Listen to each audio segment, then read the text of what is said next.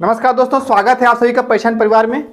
हम लोग आज फिर देखेंगे पिछले 6 महीने करंट अफेयर्स और स्टैटिक जी के कुछ प्रश्न। ठीक है, तो हम लोग उसको करें क्योंकि हमारे आगामी एग्जाम जो होने वाले हैं उसके लिए और फिर केवीएस जो आपका स्पेशल बैच चल रहा है उसमें। ठीक है, तो इसको हम लोग पढ़ेंगे, इसमें आराम से देखेंगे। तो हम लोग पहले उसको करने से पहले आज थोड़ा मोटिवेशन थॉट है, इसको पढ़ लेंगे। राष्ट्र संघर्ष के जो चलता है वही संसार को बदलता है। राष्ट्र संघर्ष के जो चलता है वही संसार को बदलता है। जिसने रातों में जंग जीती है सूर्य बनकर वही निकलता है। ठीक है, अगर रात में आप पढ़ते हैं जंग जीतेंगे, इसका मतलब क्या है? आप सूर्य बनकर चमकेंगे। ठीक है, इसलिए आप थोड़ा मेहनत करेंगे, पढ़ेंगे। चलिए देखते हैं आज का पहला प्रश्न। करंट अफेयर्स का पिछले 6 महीने में जो हुआ है उसी में से टॉप 20 प्रश्न हम लाए हैं। आज का हमारा तीसरा वीडियो है ये। पहला प्रश्न देखते हैं क्या है। अंतरराष्ट्रीय क्रिकेट इतिहास में कुल मिलाकर 100 मैच खेलने वाले पहले भारतीय खिलाड़ी कौन बन गया?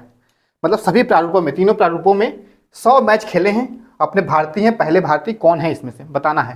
तो आप देखेंगे इसमें ऑप्शन क्या क्या है। हार्दिक पांड्या है, विराट कोहली है, उसके बाद आपके क्या है, केएल राहुल है, रोहित शर्मा है। तो इसमें आपका जो सही आंसर क्या होगा?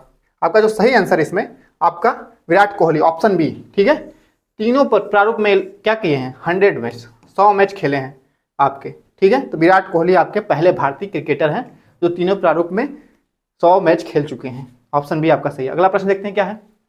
यूएनएफसीसीसी के नए कार्यकारी सचिव के रूप में किसे नियुक्त किया गया है? ठीक है, किसे नियुक्त किया गया है इसमें बताना है कि यूएनएफ मतलब क्या है इसमें। United nation framework convention climate change, इसका फुल फॉर्म होता है जलवायु परिवर्तन पे जो मतलब कार्य मतलब संघ बनाए जाते हैं कार्य करने के लिए उसमें, तो उसके लिए कार्यकारी सचिव को नियुक्त किया गया है। ठीक है, तो आप इसमें देखेंगे Larry Page, Jeff Bezos, Simon Steel, Oprah Winfrey. तो इसमें आप देखेंगे जो सही है नए कार्यकारी सचिव जो नियुक्त हुए हैं यूएनएफसीसीसी के, कौन है? साइमन स्टील है। ऑप्शन सी आपका इसमें सही है, साइमन स्टील, ऑप्शन सी सही है। ठीक है, आपका ये महत्वपूर्ण क्वेश्चन है, एग्जाम में पूछेगा जरूर, आप लोग देखेंगे यहाँ पे।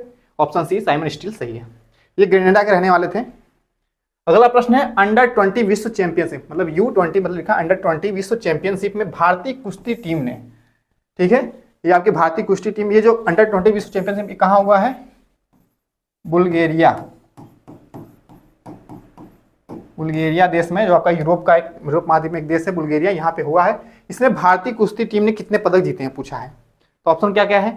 16 है, 20 है, 15 है, 14 है। तो हमारे जो भारतीय टीम ने इसमें पदक जीते हैं टोटल 16 पदक जीते हैं। ऑप्शन ए आपका सही है, ऑप्शन ए 16 पदक जीते हैं। ठीक है, आपका ये बुल्गारिया जो स्थान है वहाँ पे अंडर 20 विश्व चैंपियनशिप हुआ था। अगला प्रश्न देखते हैं। आरबीआई के केंद्रीय बोर्ड में 4 स्वतंत्र निदेशकों की पुनर्नियुक्ति में कौन नहीं है? इसमें पूछा है कौन नहीं है। आप देखेंगे कौन नहीं है इसमें आप देखेंगे कृष्णन अय्यर हैं, सचिन चतुर्वेदी हैं, रेवती अय्यर हैं, सतीश के मराठे हैं। तो इसमें आपका जो सही है पहला ये कृष्ण अय्यर नहीं है इसमें। ठीक है, बाकी 3 है। और देखिए इसमें सचिन चतुर्वेदी भी हैं, रेवती अय्यर भी हैं, सतीश के मराठे भी हैं। ठीक है, आपके ये कृष्णन अय्यर नहीं है। ठीक है, केंद्रीय मंत्रालय में क्या है कि केंद्रीय मंत्रालय में आपके आरबीआई के केंद्रीय बोर्ड में आपके केंद्र सरकार द्वारा 4 लोगों को शामिल किया गया था। इसमें 4 लोगों को शामिल किया गया था, जिसमें से एक आपके कौन है? स्वामीनाथन गुरुमूर्ति, जिनका नाम है, उनको लिख लेंगे स्वामीनाथन जी। 4 सदस्य की एक मतलब टीम बनी है जो आपके आरबीआई केंद्रीय बोर्ड में है। ठीक है, आपके कृष्णन अय्यर ये नहीं है, यही पूछा कि नहीं है। ऑप्शन ए आपका सही हो जाएगा। अगला प्रश्न देखते हैं क्या है। परवाज मार्केट लिंकेज योजना किस भारतीय केंद्र शासित प्रदेश द्वारा शुरू हुई है? ठीक है, परवाज, ठीक है, परवाज मार्केट लिंकेज योजना। ठीक है, परवाज एक योजना आई है। ठीक है, इसके संबंधित एक और मतलब पोर्टल लॉन्च हुआ है, मिशन यूथ। ठीक है, मिशन यूथ करके। ठीक है, युवाओं के लिए एक योजना है ये। इसमें क्या है कि आपके इस किस केंद्र शासित राज्य में प्रदेश में आई है, तो पहले इसको सही कर लेते हैं फिर समझते हैं।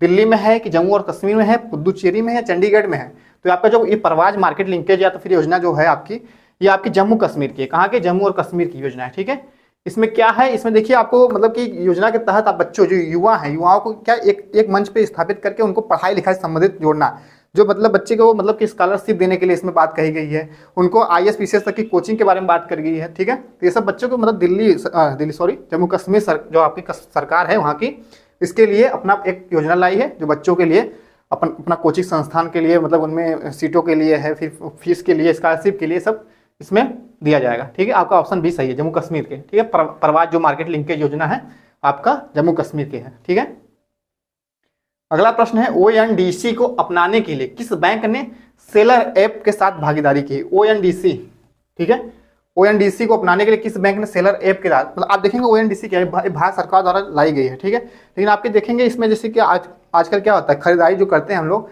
ऑनलाइन शॉपिंग नहीं करते हैं मीशो पे, फ्लिपकार्ट पे, अमेजोन पे, तो इस तरह से इन मतलब जो प्राइवेट सब कंपनी है इनके मतलब मुकाबले में अपनी भारत सरकार द्वारा ओएनडीसी को लाया गया, ठीक है, ओएनडीसी को। तो ओएनडीसी में क्या है, ओपन नेटवर्क फॉर, इसमें क्या है, वो करना, ठीक है। तो इसमें एक मतलब क्या होता है कि जो प्रोडक्ट हम लोग मतलब कि प्रयोग करते हैं, मतलब छोटे स्तर पे भी जो कुछ अपना धंधा का स्थापित कर रहा है, इस माध्यम से अपने मतलब कि कोई भी चीज़ खाने की सामग्री हो चाहे जो भी हो, अगर उसको कुरियर करना है तो इस माध्यम से इसको मतलब क्या है, ओएनडीसी में जो सरकार लाई है योजना, इसके तहत हर जगह पहुँचाने के लिए एक योजना करी गई है, ठीक है। ये भी होम डिलीवरी का काम करेगी।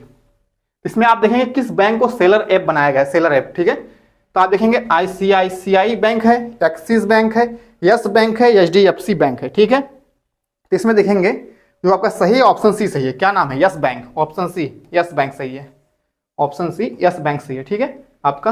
अगला प्रश्न देखते हैं क्या है, एलडीबी प्रोजेक्ट क्या है, एलडीबी, ठीक है। तो जो चर्चा में रहा किस मंत्रालय से, मंत्रालय पूछा है, तो एलडीबी क्या है, लॉजिस्टिक डेवलपमेंट बैंक आपका है।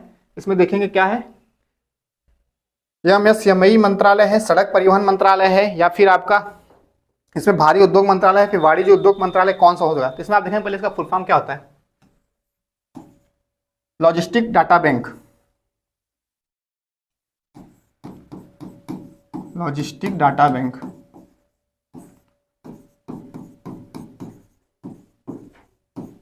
एक रसद सामग्री के लिए मतलब ये प्रयोग की गई है। इसमें क्या है, मतलब कि कंटेनर जो आपके मतलब कि शिपिंग जो होती है जहाज की, उसमें क्या करते हैं कि कुछ मतलब उसमें प्रोजेक्ट लाया गया ऐसा कि जिसमें उसकी निगरानी की जा सके, ठीक है, सही तरह से उसके पे मतलब कि क्या नज़र रखी जा सके सामानों की। तो ये एलडीबी प्रोजेक्ट आपका किस मंत्रालय से संबंधित है, तो आपका उद्योग देखिए कहाँ है, वाणिज्य और उद्योग मंत्रालय, ऑप्शन डी में सही है, ऑप्शन डी आपके वाणिज्य और उद्योग मंत्रालय के संबंधित है, ठीक है, ऑप्शन डी आपका सही है। वाणिज्य और उद्योग मंत्रालय के मंत्री कौन है, पीयूष गोयल, क्या नाम है, पीयूष गोयल, ठीक है। तो आपका सही है इसमें वाणिज्य और उद्योग मंत्री। अगला प्रश्न देखते हैं क्या है, आईएमएफ में भारत के कार्यकारी निदेशक के रूप में, आईएमएफ के भारत के कार्यकारी निदेशक के रूप में किसे नियुक्त किया गया है, आईएमएफ क्या है, ठीक है। तो इंटरनेशनल मॉनेटरी फंड इसे कहते हैं, मुद्रा कोष आपका है इंटरनेशनल स्तर पे। इसमें देखेंगे कौन मतलब भारतीय कार्यकारी निदेशक के रूप में इसमें नामित नियुक्त किए गए हैं, ठीक है। सोनिया वर्मा है, ज्योति शर्मा है, केवी सुब्रमण्यम है, या फिर सुरजीत यस भल्ला है। इसमें आप भारतीय मतलब देखेंगे ना, भारतीय निदेशक के रूप में, क्योंकि ये इंटरनेशनल मॉनेटरी फंड क्या है, अंतर्राष्ट्रीय रूप में है, लेकिन इसमें भारतीयों के लिए भी कार्यकारी निदेशक बनाया जाता है, ठीक है। इसमें क्रिस्टलिना जॉर्जिया जो आपकी है वो आईएमएफ के मेन अध्यक्ष हैं, क्रिस्टलिना जॉर्जिया, ये आपके मतलब कि इसकी मेन अध्यक्ष जो हैं, सीईओ जिसे कहते हैं, वो है इसके, ठीक है। तो ये आपके क्या है, इसमें भारत के कार्यकारी निदेशक में कौन है, केवी सुब्रमण्यम, ठीक है, सुब्रमण्यम केवी, ये आपका ऑप्शन सही है, सी, भारत के कार्यकारी निदेशक बने हैं, ठीक है, आपका ये ऑप्शन सी सही है। अगला प्रश्न देखते हैं क्या है, अगस्त्यमलाई हाथी अभ्यारण्य जिसे अधिसूचित किया गया है किस राज्य में स्थित है, कौन सा हाथी अभ्यारण्य है, अगस्त्यमलाई हाथी अभ्यारण्य, ठीक है, जिसे अधिसूचित किया गया किस राज्य में है, अगस्त्यमलाई। तो आपका देखेंगे ऑप्शन क्या क्या है, कर्नाटक है, तमिलनाडु है, केरल है, तेलंगाना है, ठीक है। तो इसमें आप देखेंगे जो अगस्त्यमलाई हाथी अभ्यारण्य केंद्र है ये आपके कहाँ का है, तमिलनाडु का है, ठीक है, और भारत का 31वां है, ये भारत का 31वां हाथी रिजर्व है अभ्यारण्य, और तमिलनाडु का ये 5वां हो जाएगा, 5वां अभ्यारण्य बन जाएगा, तमिलनाडु का 5वां अभ्यारण्य बन जाएगा, ठीक है। इसमें हाथियों के संरक्षण के लिए एक अभ्यारण्य बनाए गए हैं, सब हाथियों के लिए होता है इसमें। अब देखेंगे केरल में क्या है, पेन्नार है, पेन्नार हाथी रिजर्व है, अनाईमुड़ी है, अनाईमुड़ी हाथी रिजर्व है, ठीक है। और आप देखेंगे कर्नाटक में क्या है, मैसूर, मैसूर हाथी रिजर्व, वहाँ वेम्बनाड भी है, वेम्बनाड हाथी रिजर्व आपके कर्नाटक की है, ठीक है। तो इसमें आपका आंसर जो सही है, अगस्त्यमलाई हाथी रिजर्व अभ्यारण्य कहाँ है, तमिलनाडु, ऑप्शन बी आपका सही होगा, ऑप्शन बी। अगला प्रश्न देखते हैं क्या है, अगस्त 2022 में शहीद भगत सिंह के नाम पर किस अंतर्राष्ट्रीय हवाई अड्डे का नाम रखा गया, ठीक है। इसमें बताना है कि शहीद भगत सिंह के नाम पे रखा गया है। पुराना नाम क्या था उसका, अंतर्राष्ट्रीय हवाई अड्डा था। देखेंगे ऑप्शन क्या है, चेन्नई अंतर्राष्ट्रीय हवाई अड्डा था, कि इंदिरा गांधी अंतर्राष्ट्रीय हवाई अड्डा था, फिर चंडीगढ़ अंतर्राष्ट्रीय हवाई अड्डा था, या फिर तिरुवनंतपुरम अंतर्राष्ट्रीय हवाई अड्डा था। तो इसमें हम देखेंगे जो आपका शहीद भगत सिंह के नाम पर रखा गया वो आपका चंडीगढ़ अंतर्राष्ट्रीय हवाई अड्डा का नाम रखा है। ठीक है, ऑप्शन सी आपका सही है, ऑप्शन सी चंडीगढ़ अंतर्राष्ट्रीय हवाई अड्डा, ऑप्शन सी सही है। आपका चेन्नई तो आपका तमिलनाडु में है, तमिलनाडु में। इंदिरा गांधी अंतर्राष्ट्रीय हवाई अड्डा आपका दिल्ली का है। ठीक है, तिरुवनंतपुरम अंतर्राष्ट्रीय हवाई अड्डा आपका केरल का है। आप देखेंगे अपने मतलब कि उत्तर प्रदेश में कई हवाई अड्डे इंपॉर्टेंट है, जिसमें आपका देखेंगे लाल बहादुर शास्त्री आपका कहाँ है, बनारस, बनारस में। ठीक है, बनारस का। और उसके बाद चौधरी चरण सिंह देखेंगे लखनऊ का है। ठीक है, तो ये सब भी आप लोग याद करते रहेंगे। अगला प्रश्न देखते हैं क्या है। अगस्त 2022 में चालू किए गए गिरफ्तार नशीले पदार्थों के अपराधियों के भारत के पहले पोर्टल का नाम। इसमें देखिए क्या है, एक मतलब कि आई थी जिसमें मतलब कि गिरफ्तार नशीले पदार्थ जो बेचते थे, जिसके ड्रग्स देखते हैं, ड्रग्स, हीरोइन, चरस, गांजा, सबका मतलब स्मगलिंग जो करते हैं, इनके लिए, इनके अपराधियों के लिए कुछ मतलब एक पोर्टल लॉन्च बनाया गया था। तो इसमें कौन सा पोर्टल हो सकता है? पहला आपका है निदान नार्कोस, NCBPRO, फिर है स्वयं। ठीक है, स्वयं।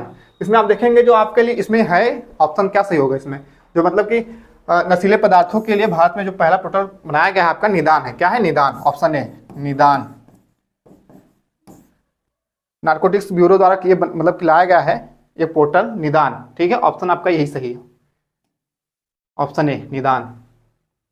अगला प्रश्न है, अगस्त 2022 में कौन सा राज्य देश का पहला हर घर जल प्रमाणित राज्य बन गया है? इसमें देखना है कौन सा राज्य देश का पहला हर घर जल प्रमाणित राज्य होगा, हर घर मतलब जल पहुंचाने के लिए सक्षम है। कर्नाटक है कि गोवा है कि झारखंड है कि केरल है? इसमें देखेंगे कौन सा सही होगा ऑप्शन। इसमें देखेंगे गोवा राज्य। क्या है? गोवा राज्य। ये आपका हर घर जल के लिए संबंधित है, गोवा। ठीक है, आपका बी सही है। अगला प्रश्न है, अगस्त 2022 में कौन सा देश बहुराष्ट्रीय हवाई युद्ध अभ्यास पिच ब्लैक 2022 आयोजित करेगा, जिसमें भारत 16 अन्य देशों के साथ भाग लेगा इसमें? ठीक है, कौन सा अभ्यास है? Pitch black 2022। ठीक है, और ये हवाई युद्ध मतलब हवाई युद्ध मतलब कि क्या है, इसमें जो अभ्यास है हवाई युद्ध अभ्यास है, इसमें कौन से देश में आयोजित किया गया है, जहाँ पे लगभग 17 भारत को लेकर 17 देश भी शामिल होंगे? ऑप्शन क्या है? ऑस्ट्रेलिया है, संयुक्त अरब अमीरात है, यूनाइटेड किंगडम है, संयुक्त राज्य अमेरिका है। तो आप देखेंगे जो आपका पिच ब्लैक युद्धाभ्यास जो चल रहा है ना, ये आपका कहाँ का है? ऑस्ट्रेलिया का है। पहला ऑप्शन सही है, ऑस्ट्रेलिया का। ठीक है, ऑस्ट्रेलिया का है। ठीक है, ऑप्शन आपका पहला सही है। यहाँ पे क्या है कि हवाई युद्धाभ्यास लोग करेंगे अपना कई देश के मिलके, तो आपका पहला ऑस्ट्रेलिया सही है। अगस्त 2022 में किसानों को बीज वितरित करने के लिए ब्लॉकचेन तकनीक, क्या है? ब्लॉकचेन तकनीक का उपयोग करने वाला पहला राज्य कौन सा बन गया है? ठीक है, पहला राज्य बताना है कौन सा बन गया है ब्लॉकचेन तकनीक का प्रयोग करने के लिए। किसानों को बीज वितरण करना है, जैसे हम देखते हैं जो किसान होते हैं उनको बीज बहुत अच्छे मतलब खेती करने के लिए, बीज बोने के लिए अच्छी उत्तम किस्म की जरूरत पड़ती है। तो उसमें क्या होता है कि कई मतलब कि मान लो गाँव में जैसे कि ब्लॉक पे मिलता है, ब्लॉक से भी ले लेंगे। ठीक है, तो इसमें लेकिन एक ब्लॉक चेन अलग से नाम दिया गया, जिसके माध्यम से बिचौलियों को खत्म करने के लिए डायरेक्ट किसानों को अच्छी उत्तम किस्म के बीज पहुंचाने के लिए ये तकनीक लाई गई है डायरेक्ट। ठीक है, तो इसमें क्या है, कौन सा राज्य हो सकता है? उड़ीसा, कर्नाटक, झारखंड, केरल। तो इसमें आपका जो सही है, क्या सही है? Option C Jharkhand. झारखंड राज्य पहला बना है ब्लॉकचेन तकनीक से किसानों को बीज वितरण करने के लिए। ऑप्शन सी आपका सही है। अगला प्रश्न देखते हैं क्या है। अगस्त 2022 में किस केंद्र शासित प्रदेश में ग्राम रक्षा रक्षक योजना, ठीक है, क्या योजना है? ग्राम रक्षा रक्षक योजना 2022 लागू हुई है। इसमें देखें कौन से मतलब कि केंद्र शासित प्रदेश है, इसमें ग्राम रक्षा रक्षक योजना आई है।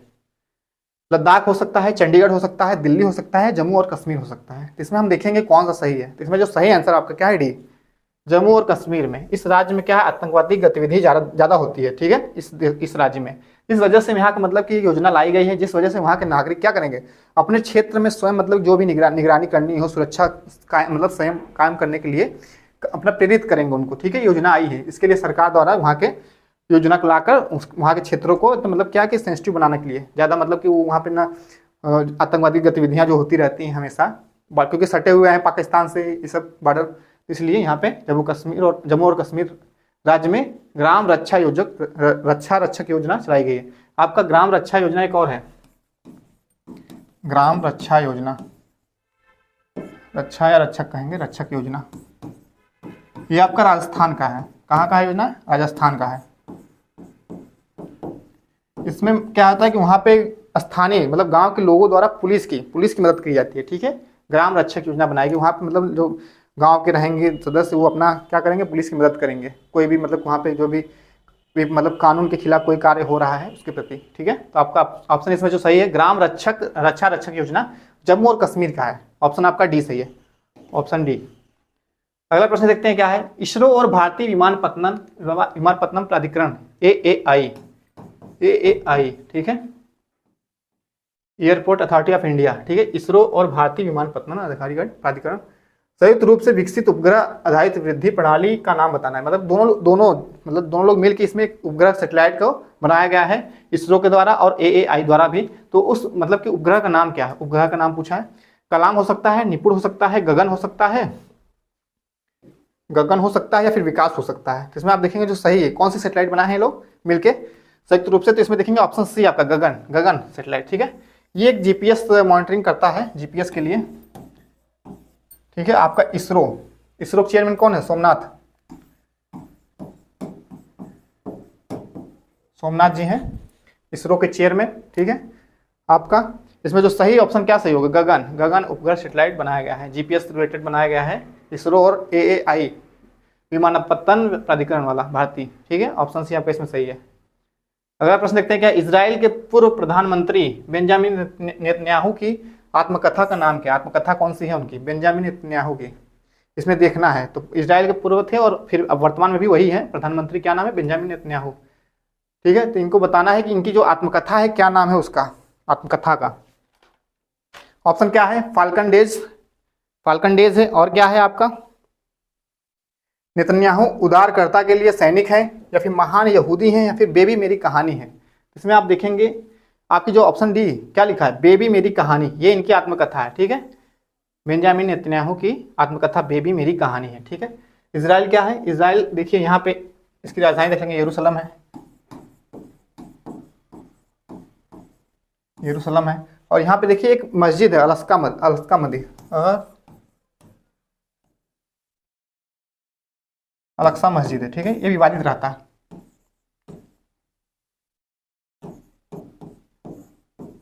ये विवादित होता है यहाँ पे यहूदी और मुस्लिम की थोड़ी मतलब रहती है, जिसकी वजह से आपस में लड़ाई होती रहती है। और ये आपकी इसमें क्या है, इजराइल के पूर्व प्रधानमंत्री कौन है, बेंजामिन नेतन्याहू, इनकी आत्मकथा पूछा है, बीबी मेरी कहानी, ऑप्शन डी आपका सही है, ऑप्शन डी। अगला प्रश्न देखते हैं, आर्टेमिस 3 मतलब तीसरा किस देश का क्रू मून लैंडिंग मिशन है, आर्टेमिस 3 किस देश का क्रू मून लैंडिंग मिशन है। क्या है कि ये चंद्रमा के लिए एक मतलब मिशन बनाया गया है, आर्टेमिस 3 फर्स्ट भी गया है, सेकंड बनाया गया, थर्ड भी है, ठीक है। तो इसमें क्या है, क्रू मून मतलब वहाँ पे इंसान को भेजने के लिए फिर से तैयारी की जा रही है। तो आपका ये कौन सा देश कर रहा है, ये आर्टेमिस 3 किस देश का मिशन है, भारत का हो सकता है, जापान का हो सकता है, अमेरिका का हो सकता है, या फिर ऑस्ट्रेलिया का हो सकता है। तो इसमें आप देखेंगे जो आपका नासा स्पेस एजेंसी किसकी है, अमेरिका की है, ठीक है। नासा द्वारा ही इसको आर्टेमिस 3 मिशन आयोजित किया गया है। क्रू मून लैंडिंग, इसमें मनुष्य को भेजने के लिए, क्रू मेंबर को भेजने के लिए ये मिशन है, ऑप्शन आपका इसमें सी, अमेरिका द्वारा ये कार्य किया जा रहा है, ठीक है। अगला प्रश्न है, आरकेट का उद्घाटन किस राज्य ने किया है, आरकेट का उद्घाटन किस राज्य ने किया है।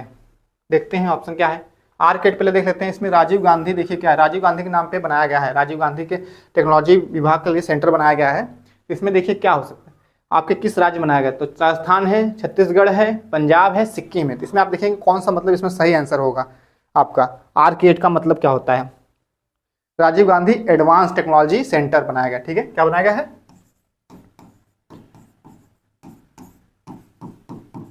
Rajiv Gandhi technology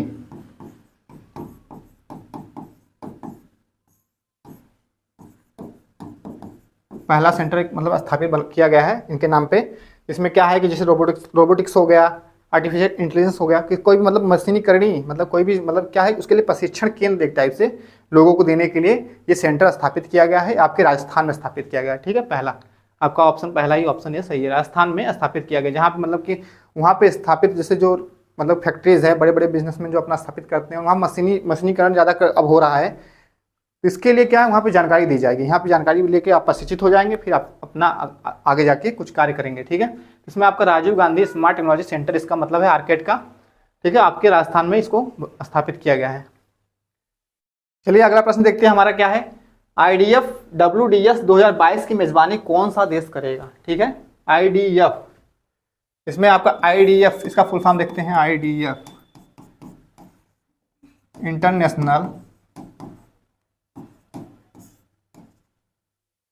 international dairy federation,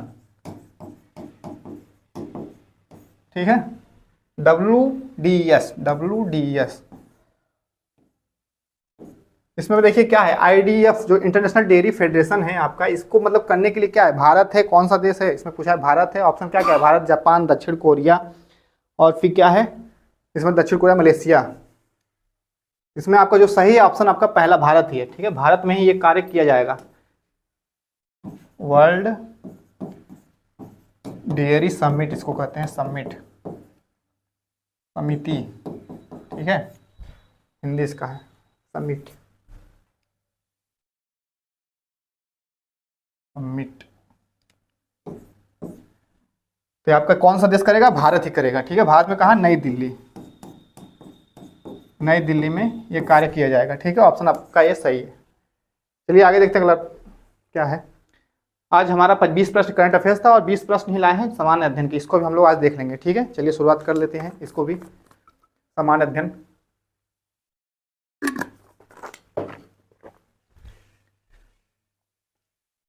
देखिए क्या है, प्रतिष्ठित टाइलर पुरस्कार, कौन सा पुरस्कार है? प्रतिष्ठित टाइलर पुरस्कार है, किस क्षेत्र में प्रदान किया जाता है? प्रश्न देखिए क्या है, प्रतिष्ठित टाइलर पुरस्कार किस क्षेत्र में प्रदान किया जाता है? ऑप्शन क्या है? नाटक है, बच्चों का अधिकारी है, फिर महिलाओं का अधिकार है, अधिकारी लिखा है, अधिकार होगा, फिर क्या है, पर्यावरण सुरक्षा। तो ये पुरस्कार जो दिया जाता है ये पर्यावरण क्षेत्र में दिया जाता है, पर्यावरण सुरक्षा के लिए दिया जाता है। ऑप्शन डी आपका सही है। ये आपका क्या है, पर्यावरण का नोबेल कहते हैं, पर्यावरण का नोबेल है, नोबेल, और ये दिया जाता है यूनिवर्सिटी ऑफ साउथर्न कैलिफोर्निया द्वारा, यूनिवर्सिटी ऑफ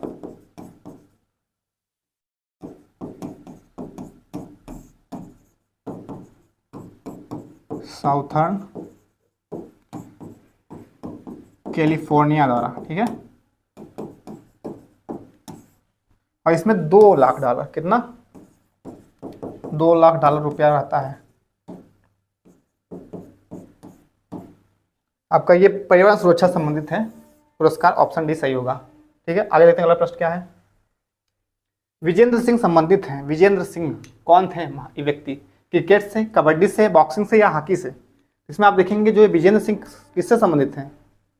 बॉक्सिंग से, बॉक्सिंग से संबंधित है। ठीक है, ऑप्शन सी आपका सही है, बॉक्सिंग से। विजेंद्र सिंह क्या है? मुक्केबाजी संबंधित है। ठीक है, तो आपका इसमें ऑप्शन सी सही है। और ये पहले इसमें मतलब क्या पदक जिताए थे बॉक्सिंग में? पहला पदक विजेंद्र सिंह ने ही जिताया था, पहला पदक बॉक्सिंग में।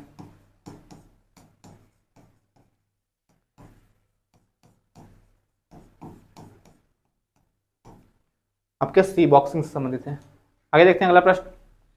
सूर्योदय उद्योग क्या है? सनराइज इंडस्ट्री जिसे कहते हैं इंग्लिश में। सूर्योदय उद्योग से क्या तात्पर्य, आप क्या समझेंगे? प्रकाश से संबंधित लेंस उद्योग होता है। वे उद्योग जिनमें उत्पादन सूर्य के प्रकाश में किया जाता है? नहीं। आपका ऑप्शन क्या है? वे उद्योग जिनमें सौर ऊर्जा का उपयोग किया जाता है? नहीं, ये भी नहीं। लेकिन आप देखेंगे डी क्या लिखा है? कंप्यूटर, दूरसंचार तथा माइक्रो इलेक्ट्रॉनिक जितने भी उद्योग होते हैं आपके, इसे हम क्या कहते हैं? सूर्योदय उद्योग कहते हैं। ठीक है, आपका ऑप्शन डी सही होगा। कंप्यूटर, दूरसंचार, जितना भी इलेक्ट्रॉनिक्स चीजों के उत्पादन मतलब कार्य किया जाता है, आपका उद्योग धंधा, ये आपका ऑप्शन डी सही है। अगला प्रश्न देखते हैं क्या है। भारत का वित्तीय वर्ष प्रारंभ होता है, कब प्रारंभ होता है वित्तीय वर्ष? ठीक है, इसको देखते हैं क्या ऑप्शन सही है। 1 जनवरी से, 1 मार्च से, या फिर 1 अप्रैल से, या फिर 1 दिसंबर से? तो आपका जो भारत का वित्तीय वर्ष शुरू होता है, वित्तीय वर्ष, ये आपका 1 अप्रैल से। कब? 1 अप्रैल शुरू होता है। ऑप्शन सी आपका सही है, ऑप्शन सी। अगला प्रश्न देखते हैं क्या है। राष्ट्रपति राष्ट्रीय आपात की घोषणा कर सकते हैं। ठीक है, राष्ट्रपति राष्ट्रीय आपात घोषणा जो आपका अनुच्छेद दिया गया है, ठीक है, इसमें देखिए क्या है, जब उन्हें लगे कि भारत की सुरक्षा खतरे में है, या फिर प्रधानमंत्री उन्हें ऐसा करने का परामर्श देते हैं, या फिर उसमें क्या है, उन्हें ऐसा करने के लिए केंद्रीय कैबिनेट का लिखित निर्णय प्राप्त हो, या फिर संसद ऐसी उद्घोषणा के लिए प्रस्ताव पारित करे। ठीक है, आप इसमें देखेंगे कब, मतलब राष्ट्रपति जो आपात घोषणा करता है कब कर सकता है? ऑप्शन सी देखते हैं, यही सही लगेगा। उन्हें ऐसा करने के लिए क्या हो, केंद्रीय कैबिनेट मंत्री द्वारा लिखित निर्णय के प्रमाण की जरूरत पड़ती है। ठीक है, तभी आप राष्ट्रीय आपात कोई भी लागू कर सकते हैं। 3 आपात होते हैं आपके इसमें, राष्ट्रपति शासन वाला होता है, फिर एक वित्तीय आपात होता है, फिर एक राष्ट्रीय आपात भी होता है। ठीक है, ऑप्शन आपका इसमें सी सही है। अगला प्रश्न है नेफोमीटर। नेफोमीटर से किसका मापन किया जाता है? नेफोमीटर से किसका मापन करते हैं? एक यंत्र है, इसका मापन मतलब इसको मापने के लिए प्रयोग करते हैं। वर्षा की मात्रा को, बादलों की दिशा एवं गति को, या सागरीय लवणता को, या फिर उपयुक्त सभी के लिए? नहीं, इसमें आप देखेंगे बादलों की दिशा एवं गति, बादलों की जो दिशा एवं गति है उसको नापते हैं किसमें? नेफोमीटर से नापते हैं। ठीक है, ऑप्शन बी आपका सही होगा, नेफोमीटर के लिए बादलों की दिशा एवं गति। अगला प्रश्न देखते हैं क्या है। भूकंप मूल फोकस वह स्थान होता है जहां भूकंप आता है, उसके लिए पूछा है प्रश्न क्या है? फोकस, मूल फोकस क्या है? वह स्थान जो होता है कहाँ? धरातल पर भूकंपी लहरों का सर्वप्रथम ज्ञान होता है, जहां से भूकंप की उत्पत्ति होती है, या फिर जहां से भूकंप की उत्पत्ति के पश्चात उसकी लहरें ठीक नीचे स्थित स्थान से यात्रा करके पुनः वापस लौट जाती है? नहीं, उपयुक्त में से कोई नहीं। इसमें आप देखेंगे जो आपका धरातल पर भूकंपी लहरों का सर्वप्रथम ज्ञान होता है उसे कहते हैं एपिसेंटर, अभिकेंद्र। क्या कहते हैं? अभिकेंद्र कहते हैं, अभिकेंद्र कहते हैं। ठीक है, और इसके बाद आपका इसको एपिसेंटर भी कहते हैं इंग्लिश में, एपिसेंटर। लेकिन आपका जो मूल फोकस किसे कहते हैं? जहां से भूकंप की उत्पत्ति होती है। ऑप्शन बी आपका इसमें सही होगा, ऑप्शन बी, भूकंप की उत्पत्ति। ठीक है, आगे देखते हैं अगला प्रश्न। मानचित्र पर स्थित अक्षांश एवं देशांतर रेखाओं के बारे में लिखने में से कौन सा कथन सत्य है? ठीक है, अक्षांश एवं देशांतर रेखाओं के बारे में देखो लिखा है कथन, क्या सही हो सकता है? दोनों समांतर रेखाएं हैं कि एक मतलब अक्षांश रेखा भी खींची गई है, उसके सापेक्ष मतलब क्या है? सीधी समांतर रेखा भी खींची गई है, देशांतर रेखा नहीं, ये गलत हो जाएगा। दोनों एक दूसरे को लंबवत काटती हैं, ये तो सही है, यही सही आपको पूछा है, इसका कथन सत्य है। दोनों ध्रुवों पर मिलती है? नहीं, गलत। दोनों भूमध्य रेखा पर मिलती है? नहीं, गलत। देखिए आप क्या है, काल्पनिक रेखा है पृथ्वी पे बनाई, क्या है? अगर देखेंगे उत्तरी ध्रुव दक्षिणी ध्रुव को मिलाने वाली जो रेखा रहती है, ऊपर से नीचे आती है, उत्तर से दक्षिण में, इसे हम देशांतर रेखा कहते हैं। क्या कहते हैं? देशांतर रेखा कहते हैं। ठीक है, ये ध्रुवों में, दोनों ध्रुवों को मिल जाती है जाके। लेकिन जो आपके यहाँ से भूमध्य रेखा क्या है, बीचों बीच 0 डिग्री है, इसके मतलब क्या, एकदम समानांतर चलती हैं, अक्षांश रेखा इसे कहते हैं। ठीक है, क्या कहते हैं? अक्षांश रेखा कहते हैं। ठीक है, ये सब अक्षांश रेखा है, और ये सब क्या है? देशांतर रेखा है। आप देखेंगे इसमें एक काल्पनिक रेखा है, लेकिन ये दोनों समांतर नहीं है, क्योंकि एक लंबवत काटती तो है, देखिए ये ऐसे सीधे जा रही है, ये ऐसे जा रही है, दूसरे को काट रही है। ठीक है, तो ये पॉइंट तो सही है, लेकिन आपका क्या है, इसमें दोनों ध्रुवों पे मिलती हैं, दोनों ध्रुव कहाँ मिल रही हैं? ये तो बस देशांतर रेखा जाके मिल रही है ध्रुवों पे, और ये आपका अक्षांश रेखा सीधा सीधा ऐसे गोलाई में है। ठीक है, फिर दोनों भूमध्य रेखा पर मिलती है? नहीं, भूमध्य रेखा दोनों क्या है, एक दूसरे को काट रही है, भूमध्य रेखा क्या हर जगह काट रही है। ठीक है, ऑप्शन आपका इसमें क्या सही है? ऑप्शन बी, दोनों एक दूसरे को लंबवत काटती हैं, ऑप्शन बी सही है। अगला प्रश्न देखते हैं क्या है। निम्नलिखित में से कौन ऊर्जा के नवीकरण योग संसाधन है? नवीकरण योग संसाधन। ठीक है, नवीकरण कर सकते हैं इसे, गैर परंपरागत भी कर सकते हैं, गैर परंपरागत, परंपरागत स्रोत। ठीक है, ऊर्जा के संसाधन, इसमें देखेंगे कौन से हैं नवीकरण। ये मतलब अच्छे ऊर्जा के प्रमाण होते हैं जो कभी नष्ट नहीं होंगे। ये मतलब अभी कम प्रयोग कर रहे हैं हम लोग, लेकिन आगे भविष्य में इसका प्रयोग करेंगे। तो इसमें कौन से नवीकरण है? गैर परंपरागत स्रोत, परमाणु ऊर्जा हो सकते हैं, प्राकृतिक गैस हो सकते हैं, जल विद्युत हो सकते हैं, फिर क्या है आपका ऑप्शन? सौर ऊर्जा हो सकते हैं। तो आप देखेंगे इसमें जो गैर परंपरागत स्रोत होते हैं आपके कौन सही है? इसमें हमको जल विद्युत जो होता है, ज्वारी ऊर्जा से कहते हैं, सौर ऊर्जा है, ये दोनों सही लग रहे हैं। प्राकृतिक गैस क्या है? ये आपका परंपरागत स्रोत है, परमाणु ऊर्जा परंपरागत है। ठीक है, इसे अनवीकरणीय कहते हैं, अनवीकरणीय, नवीकरणीय संसाधन है। ठीक है, और इसे परंपरागत कहते हैं, परंपरागत संसाधन। ये आपके कौन से होंगे जो आप प्रयोग में ला रहे हैं? इसमें पेट्रोल, डीजल, कोयला, ठीक है, प्राकृतिक गैस, परमाणु ऊर्जा, सब क्या है आपके? अनवीकरणीय परंपरागत स्रोत है। ठीक है, तो आपका इसमें पूछा क्या? नवीकरण योग संसाधन कौन से हैं? जल विद्युत है और सौर ऊर्जा है। तो ऑप्शन आपका तीसरा चौथा, ऑप्शन बी में है, तीसरा चौथा यही सही होगा, ऑप्शन बी। ठीक है, अगला प्रश्न देखते हैं। जनगणना 2011 के अनुसार भारत में लिंगानुपात क्या रहा? मतलब जो पुरानी जनगणना थी, अभी तो जनगणना हुई नहीं, हर 10 साल बाद जनगणना होनी चाहिए, लेकिन हुई नहीं। तो ये आपका जो 2011 में हुआ था पिछला जनगणना, इसके अनुसार भारत में लिंगानुपात पूछा है। ठीक है, लिंगानुपात क्या होता है? प्रति 1000 पे पुरुषों पे महिलाओं की संख्या। ठीक है, तो इसमें देखेंगे हमारे भारत के लिंगानुपात क्या है। तो प्रति 1000 पुरुषों पे 943 महिला है, कि प्रति 1000 पे 945 महिला है, फिर प्रति 1000 पुरुष पे 964 महिलाएं, फिर 1000 पे 985 महिलाएं। इसमें आपका जो सही है पहला ही सही है, क्या है, प्रति 1000 पे 943 महिलाएं हैं, ये भारत की लिंगानुपात है, ठीक है। ऑप्शन आपका पहला ही सही है, प्रति 1000 पुरुष पर 943 महिलाएं, ऑप्शन ए सही है। अगला प्रश्न क्या है, सूची 1 को सूची 2 से मिलाना है, देखते हैं इसमें क्या है। सूची 1 में क्या लिखा है, पूर्व का बोस्टन, पूर्व का बोस्टन इधर देखना है कहाँ पे है, ठीक है। फिर सूती वस्त्र की राजधानी कहाँ है, भारत, उत्तर भारत का मैनचेस्टर कहाँ है, दक्षिण भारत का मैनचेस्टर कहाँ है, इसको मिला लेते हैं तब नीचे मिला लेंगे, ठीक है। तो पहले देखें पूर्व का बोस्टन किसे कहते हैं, पूर्व का बोस्टन तो आपका क्या है, अहमदाबाद, पूर्व का बोस्टन, ठीक है, अहमदाबाद। फिर आपका सूती वस्त्रों की राजधानी, इसे हम मुंबई कहते हैं, सूती वस्त्र की राजधानी कहाँ है, मुंबई। फिर आपका है उत्तर भारत का मैनचेस्टर, उत्तर भारत का मैनचेस्टर कहाँ है, आपका कानपुर, सीधा कानपुर को ही उत्तर भारत का मैनचेस्टर कहते हैं, ठीक है। फिर आपका दक्षिण भारत का मैनचेस्टर कोयम्बटूर, ये आपका कोयम्बटूर जाएगा। इसमें आप देख लेंगे ऑप्शन क्या सही होगा, आपका ए का दूसरा है, बी का चौथा है, ए का दूसरा, बी का चौथा, पहले ही मिल गया आपका। इसमें फिर सी का तीसरा है, सी का तीसरा ही है, फिर डी का पहला है, ठीक है। ऑप्शन ए आपका सही है, ऑप्शन ए मिलान हो गया है, आपको देख लेंगे यहाँ पे उपनाम दिए गए हैं स्थानों के। अगला प्रश्न देखते हैं क्या है, कौन वर्धन वंश की राजधानी थानेश्वर से कन्नौज ले गया। देखिए इतिहास का प्रश्न है, बढ़िया प्रश्न है, देख लेंगे। वर्धन वंश की राजधानी थानेश्वर से कन्नौज ले गए, ठीक है। पहले देखते हैं कौन है, ऑप्शन हर्षवर्धन है, आदित्यवर्धन है, राजवर्धन है, राजवर्धन द्वितीय है। इसमें जो आपके पहला क्या लिखा है, हर्षवर्धन, यही सही है, ऑप्शन ए सही है, ठीक है। तो इससे हम ये किस वंश के थे, वर्धन वंश, और एक पुष्यभूति, क्या लिखेंगे, पुष्यभूति वंश के थे, ठीक है। और इनके पिता का नाम क्या था, प्रभाकर वर्धन। इनके भाई जो बड़े भाई थे राजवर्धन थे, ठीक है, क्या नाम था, राजवर्धन के बड़े भाई थे।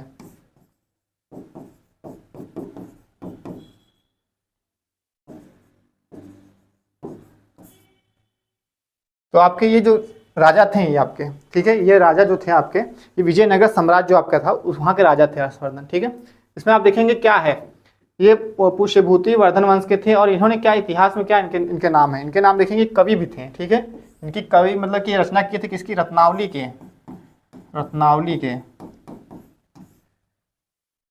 है, प्रियदर्शिका, ठीक है, इसकी ये रचना भी किए थे, ठीक है, राजा थे और रचनाकार भी थे। तो आप देखेंगे इनके कई पॉइंट बनते हैं। इन्होंने शशांक को मारा था क्योंकि इनके भाई राजवर्धन की हत्या कर दी थे, ठीक है। और इनका जो ये राजधानी थानेश्वर से कन्नौज को जब जीता था तो अपनी राजधानी को थानेश्वर से कन्नौज ले आए थे, कन्नौज, ठीक है, राजधानी को कन्नौज लेकर आए थे। और इनमें देखिए कि एक आपको मिलेगा वेनसांग, इन्हीं के समय में भारत यात्रा किया था, चीनी यात्री वेनसांग, क्या नाम है, वेनसांग, चीनी यात्री था। और एक और इंपॉर्टेंट पॉइंट इसमें कि जो बाणभट्ट द्वारा रचित हर्षचरित क्या है, हर्षचरित, इन्हीं की जीवनी समझ लीजिए है हर्षचरित। ये किसकी, इसकी एक लिखे कौन है, बाणभट्ट, ठीक है। ये पॉइंट सब मिले हैं यहाँ पे, ठीक है। आगे देखते हैं अगला प्रश्न, फ्रांसीसियों को चंद्रनगर बस्ती किसने भेंट की थी, फ्रांसीसियों को चंद्रनगर बस्ती भेंट की थी, कौन किया था, कोई नवाब ही होगा, शाह शुजा, इब्राहिम खान ने, या फिर आपके शाइस्त खान ने, या फिर ऑप्शन क्या है, अजीम असुसान ने। इसमें देखेंगे चंद्रनगर की बस्ती जो दिए थे कौन दिया था, ऑप्शन क्या सही होगा इसमें, शाइस्ता खां, क्या नाम है, शाइस्ता खां। 1673 में फ्रांसीसियों को इन्होंने चंद्रनगर की बस्ती दे दी थी, वहाँ पे का मतलब क्या, अपना बिजनेस करने के लिए, ठीक है। तो ऑप्शन आपका सी सही, शाइस्ता खान।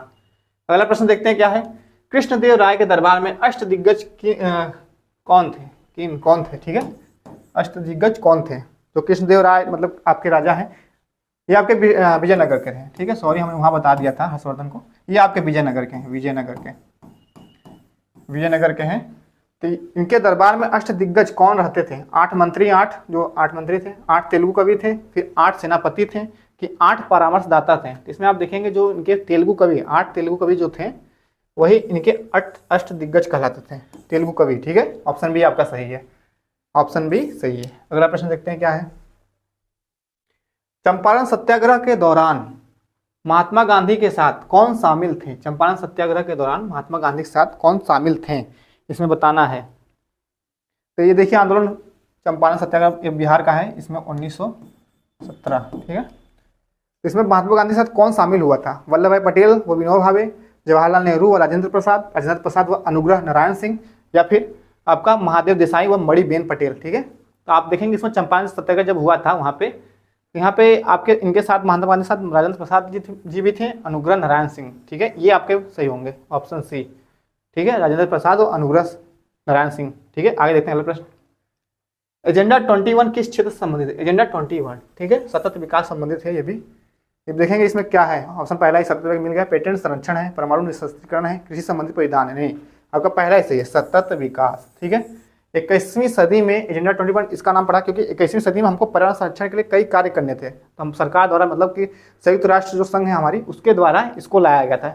सस्टेनेबल डेवलपमेंट जिसे कहते हैं, ये विकास करके हम जैसे कि अपने आने वाली पीढ़ी के लिए कुछ संसाधन जो हमारे हैं उसको बचा के रखें, सब मतलब पूरा नष्ट न कर दें, ठीक है। इसलिए एजेंडा 21 प्रमुख रूप से आया है। सतत विकास आपका सही होगा इसमें, एजेंडा 21 सतत विकास। अगला प्रश्न देखते हैं क्या है। केंद्रीय शुष्क क्षेत्र अनुसंधान संस्थान काजरी, काजरी अवस्थित है, कहाँ है काजरी? काजरी, ठीक है, केंद्रीय शुष्क क्षेत्र अनुसंधान संस्थान है, ये कहाँ पे अवस्थित है? आपके अहमदाबाद में अवस्थित है, या फिर बेंगलुरु में है, फिर या हैदराबाद में है, या फिर जोधपुर में है। तो आप देखेंगे ये कहाँ पे है काजरी आपकी, ये आपकी जोधपुर की है, ठीक है। ऑप्शन डी आपका सही है, जोधपुर में है। कहाँ की है? जोधपुर, केंद्रीय शुष्क क्षेत्र अनुसंधान संस्थान, जिसे हम काजरी कहते हैं शॉर्ट फॉर्म में, ये आपकी जोधपुर में है, ठीक है। अगला प्रश्न है, निम्नलिखित युग्मों में से कौन एक सुमेलित नहीं है? देखिए सुमेलित नहीं है पूछा है, पॉइंट कर लेंगे यहाँ पे, सुमेलित नहीं है। एपिको आंदोलन पी हेंगड़े जी, ठीक है, हेंगड़े हैं। चिपको आंदोलन सुंदरलाल बहुगुणा है। नर्मदा बचाओ आंदोलन मेधा पाटकर है। शांत घाटी आंदोलन बाबा आमटे हैं। तो इसमें कौन सुमेलित नहीं है? एपिको आंदोलन हेंगड़े, पांडुरंग हेंगड़े, सही है। चिपको आंदोलन सुंदरलाल बहुगुणा, ये भी सही है। नर्मदा बचाओ आंदोलन मेधा पाटकर, ये भी सही है। बाबा आमटे भी थे, लेकिन बाबा आमटे इसके नहीं है, शांति घाटी आंदोलन के बाबा आमटे नहीं है। यहाँ पे सलीम, डॉक्टर सलीम अली, सलीम अली, ठीक है, पर्यावरणविद ये भी हैं, शांति घाटी आंदोलन में ये थी। ऑप्शन डी आपका सही होगा। कौन सुमिलित नहीं है? ऑप्शन डी सुमिलित नहीं है, ठीक है। चलिए अगला प्रश्न देखते हैं। सूची 1 को 2 से मिलाना है, इसको मिला लेंगे। त्वचा कैंसर, त्वचा कैंसर देखिए, त्वचा कैंसर किससे होता है? क्लोरोफ्लोरोकार्बन, पराबैंगनी प्रकाश, डेसीबल, तो आपका दूसरे में जाएगा। तो त्वचा कैंसर होता है अगर सूर्य की पराबैंगनी किरण जो होती है वो ओजोन परत जो वायुमंडल में है उससे छन के आती है सूर्य के प्रकाश ना, तो पराबैंगनी किरण छन जाती है। अगर वही डायरेक्ट आ जाएगी तो उससे हमारे मतलब कि धरातल पे जैसे क्या है बहुत इफेक्ट पड़ेगा, जिससे मनुष्य में क्या त्वचा कैंसर जैसे बीमारी हो जाएगी। तो आपका ये पराबैंगनी किरण त्वचा कैंसर संबंधित है। ध्वनि प्रदूषण, ध्वनि प्रदूषण देखिए, ध्वनि प्रदूषण देखेगा इसमें, देखिए ध्वनि संबंधित है, डेसिबल, डेसिबल, ध्वनि का मापन करते हैं डेसिबल से। वैश्विक तापमान, तापन या तापमान कहते हैं। वैश्विक तापमान जैसे देखेंगे हम ग्लोबल वार्मिंग होती है, तो किसका इसका कारण क्या है? कार्बन डाइऑक्साइड ही है ना, तो कार्बन डाइऑक्साइड आपका ये सही है, कार्बन डाइऑक्साइड। तो आपका वैश्विक तापमान क्या है? 4। ओजोन छिद्र, ओजोन छिद्र जो ओजोन आपका ओजोन मंडल में ओजोन परत पाई जाती है, उसके छिद्र होने का कारण क्या है? आपका पहला क्लोरोफ्लोरोकार्बन, CFC जिसे कहते हैं हम, क्लोरोफ्लोरोकार्बन, यही आपका सही है, ठीक है। तो आप देखेंगे मिला लेंगे इसमें, ए का दूसरा है, बी का तीसरा है, सी का चौथा और डी का पहला। ए का दूसरा, तीसरा, चौथा, एक आपका बी में, ऑप्शन बी में मिल रहा है, यही सही है आपका ऑप्शन बी। अगला प्रश्न देखते हैं क्या है। आखिरी प्रश्न है, कौन सा गलत सुमेलित है? गलत सुमेलित इसमें भी है, देखना है। बुध, ये ग्रह के बारे में है। बुध सूर्य के सबसे पास है, बिल्कुल सही बात है, सबसे पास, सबसे छोटा ग्रह बुध के पास, ठीक है, सूर्य के पास बुध ग्रह, ठीक है, ये तो सही है। शुक्र सबसे गर्म ग्रह, सबसे गर्म ग्रह, ठीक है, कार्बन डाइऑक्साइड ज़्यादा है यहाँ पे, कार्बन डाइऑक्साइड बादल पाए जाते हैं इसलिए सबसे गर्म ग्रह है, ठीक है, ये भी सही है। शनि बगैर रिंग का ग्रह, मतलब बिना छल्ला वाला, तो ये गलत है। शनि पे क्या है? शनि पे छल्ला पाया जाता है, ठीक है, छल्ला बने हैं। तो आपका एक यही पूछा है, गलत सुमेलित है कौन सा? तो आपका ऑप्शन सी सही है इसमें, ऑप्शन सी। मंगल क्या है? लाल ग्रह कहलाने वाला है, ठीक है, आयरन ऑक्साइड कारण, सही है, यहाँ पे आयरन ऑक्साइड पाया जाता है।